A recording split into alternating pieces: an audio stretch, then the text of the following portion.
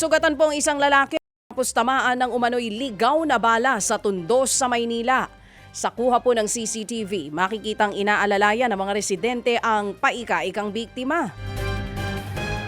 Isinakay po ang lalaki sa tricycle, saka po dinala sa ospital. Tinamaan po siya ng bala sa may puwitan. Ayon po sa biktima, ang tumulong sa kanya ay ang mismong gunman. Ay ganon? Pero kung ibabase sa CCTV footage, kitang abala naman sa pagsiselfone ng sinasabing namaril. Napansin din ng mga pulis ang tila paiba-ibang kwento ng biktima.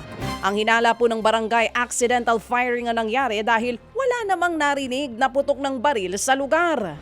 Patuloy pa rin po ang investigasyon sa krimen.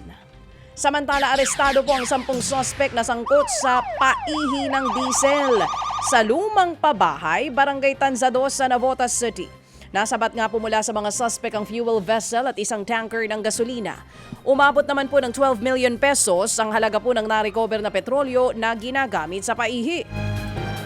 Tinangka pa umanong suhula ng mga operatiba sa halagang 200,000 piso. Sa ngayon mga kapatid, dinaalam pa kung saan galing at sino ang nasa likod ng iligal na bentahan ng diesel.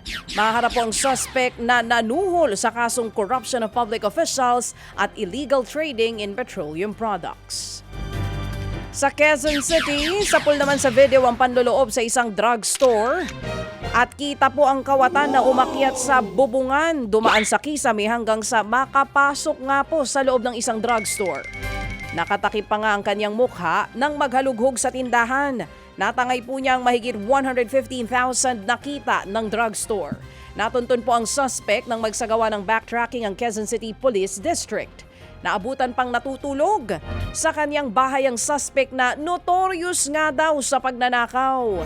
Gayunman ay hindi na po nabawi ang perang ninakaw ng suspect.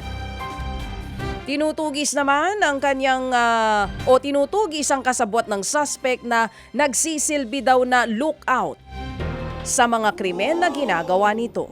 Mga kapatid, patuloy po kayong tumutok sa 105.9 True FM para sa totoong balita, impormasyon, music and entertainment. Mag-subscribe sa aming YouTube channel at podcast at sundan nyo kami sa Facebook, Instagram, X at TikTok sa True Network PH. Bisitahin din po ang aming official website, truefm.ph.